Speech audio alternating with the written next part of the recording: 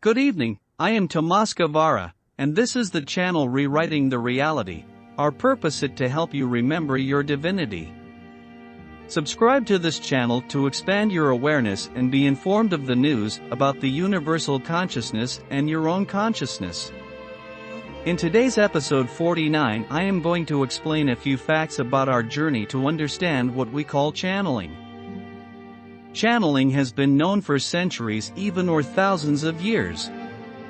Before, during, and after Jesus' times, there were persons that were called oracles. The word oracle comes from the Latin verb orare, to speak, and properly refers to the priest or priestess uttering the prediction.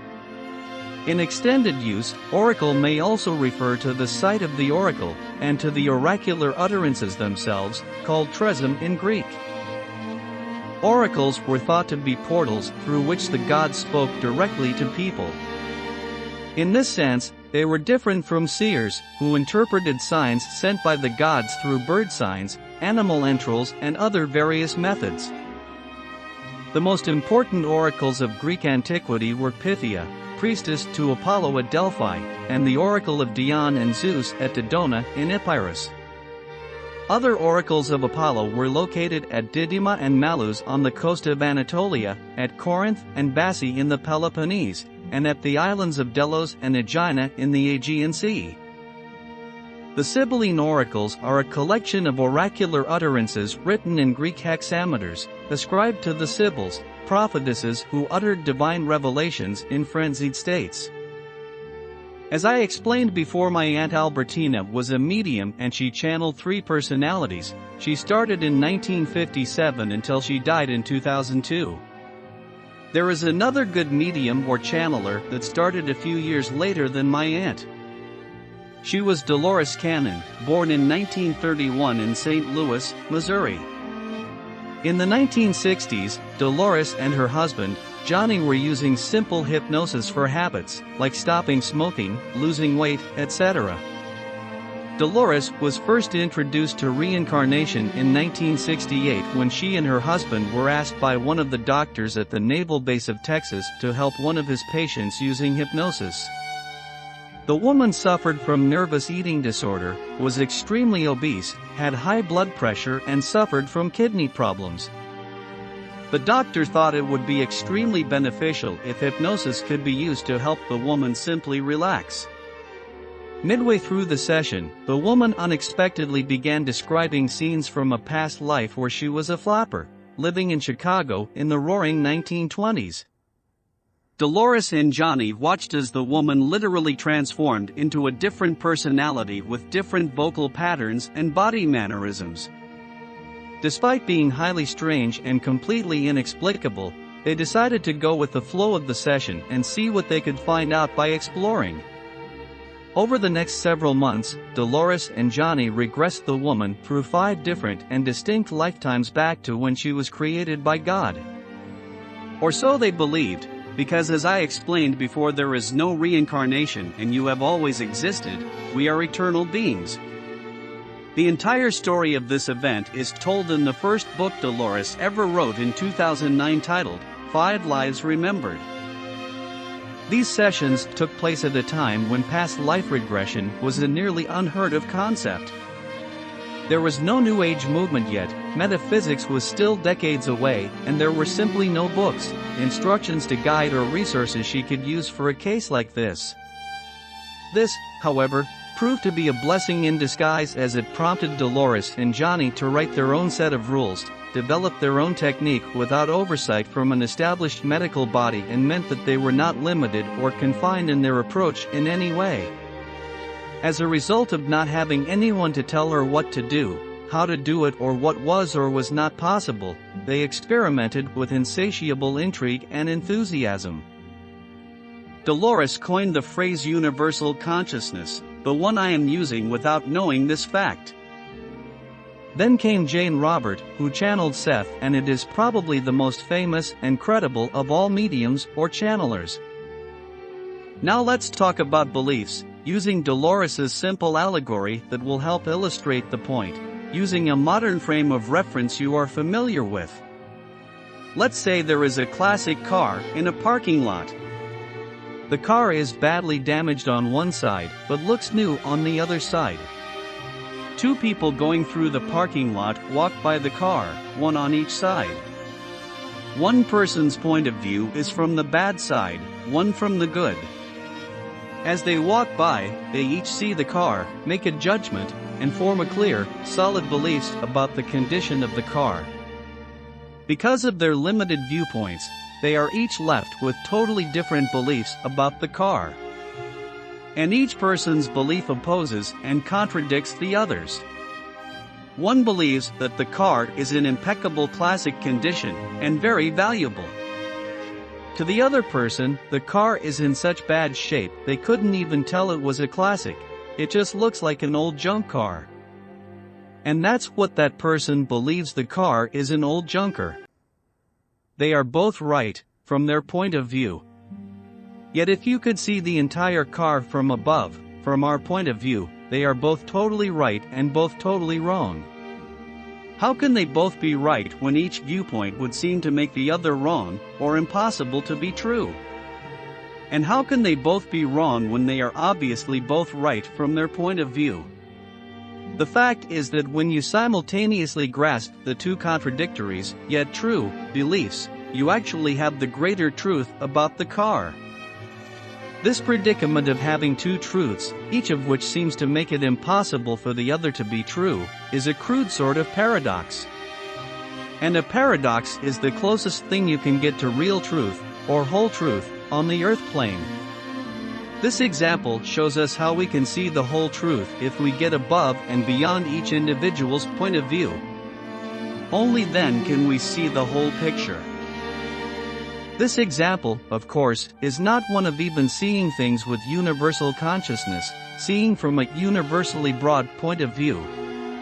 But as the damaged car allegory demonstrates in a small way, having a point of view that is as broad as possible allows us to better perceive reality, to see more truth. Dolores coined the phrase, separate self-consciousness. And by this she explained that, every human being is obviously an individual self. And most people are both conscious that they are an individual self and believe that their individual self is separate from other people, and everything else in the universe. Thus, people generally have separate self-consciousness, and live their lives based on this consciousness. So, it is self-consciousness that creates the separate consciousness. And this alters the point of view. In regard to a point of view, having separate self-consciousness means having a point of view that is limited to seeing things from only one place, the place where the separate self is at. This can mean seeing things from an actual physical point of view that is limited to just the place where the person is located, such as in the car allegory. Or it can also mean seeing things from a point of view that's limited by the person's beliefs and programming. In any case, the point of view is very limited, and the perspective is narrow, when a person has separate self-consciousness. There are varying degrees of narrow-mindedness, of course, but even the broadest point of view that comes from just one person with separate self-consciousness must be limited and incomplete, because it is a view that is still from only one place, only from that one separate self. Thus, it is a point of view that will have limited understanding. And if a person has such limited understanding, what kind of thoughts are they limited to? And if their thoughts are from such limited perception and understanding, what kind of action will they take regarding other people and the world around them? For the answer to that, just look around at the world. Do you mean that this creates problems in the world? Of course, all problems spring forth from this separate self-consciousness, because of its limitations and narrow-mindedness, boxes its perceptions of the world into pieces that are extensions of itself. Everything in your immediate world becomes an extension of you, of your separate self. For instance, there is your neighborhood, your town, your county, your state, your country, your part of the world, and depending on your socioeconomic status, possibly your gang's turf. Because the separate self relates to these as extensions of itself, most people support their country, for instance, just because it is their country. Sure, they come up with reasons why their country is the best or most important. But the problem is, many people believe that their country is the best, the most important, the most right, regardless of any reason to think so or not. And by so doing, they care less about other countries, and the people of those other countries. And if everyone's country is the best, who's right? They can't all be right. This phenomenon is even worse when it comes to a person's outlook about their religion. Many people think theirs is the only right religion, and thus the only one that will provide salvation for anyone else. And many of these people actually hate other religions and their practitioners. When there is more than one religion claiming to be the only right one, it creates a question of who's right and who's wrong, and the dilemma of choosing the right one, or facing the consequences of having chosen the wrong one, meaning not getting into heaven, going to hell, etc. But getting back to the idea of everyone thinking their country is the best, consider this: what country ever went into battle without God on their side? In World War II, all sides believed God was on their side, including the Nazis. What country starts a war thinking that they're on the wrong side? All of these perceptions and beliefs originate from separate selves and the territories they consider extensions of themselves. Most everyone favors not just their country, but all the extensions of their separate selves. They favor their race, favor their ethnic group, favor their school, favor their local team, favor their political party, etc. But a precious few people have begun to expand their self-consciousness to include bigger pictures. Take, for example, those who have become so environmentally conscious that they are environmentally active. Those who have achieved that understand the importance of the flow and balance of nature on Earth. They know that saving whales in forests, or seemingly insignificant things, such as tiny birds, fish, or ferns, can seriously alter life in ways that most people don't even suspect. Many of those who are truly environmentally conscious have transcended some of their separate consciousness, and thus some of their self-centeredness and selfishness. Thus, preserving the integrity of the environment is more important to them than many of the conveniences or inconveniences like recycling, power usage, etc. involved.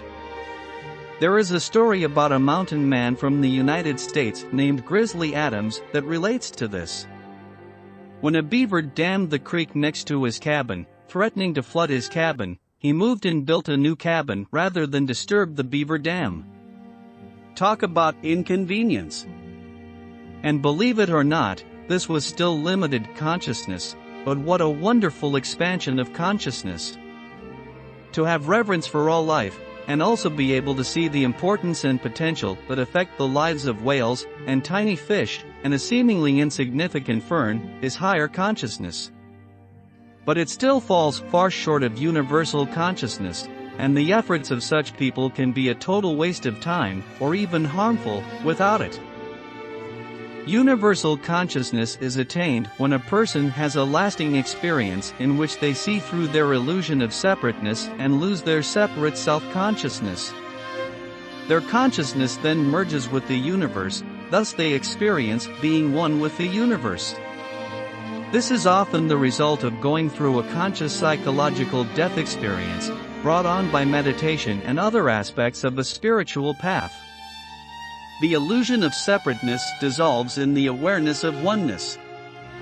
And with the dissolution of the illusion of separateness, the separate self seems to die, and a rebirth occurs. Separate self-consciousness is transcended and transformed. The dominant consciousness becomes that of the inner self, the part of us that is the universal spirit. Thus, we have universal consciousness. When experienced properly, a person is never the same, and never sees things the same way again. From then on, all things are understood in the light of the biggest picture, in the light of being one with the universal spirit, God. Selfishness thus becomes a thing of the past. This is also called achieving enlightenment, and there are a few other names.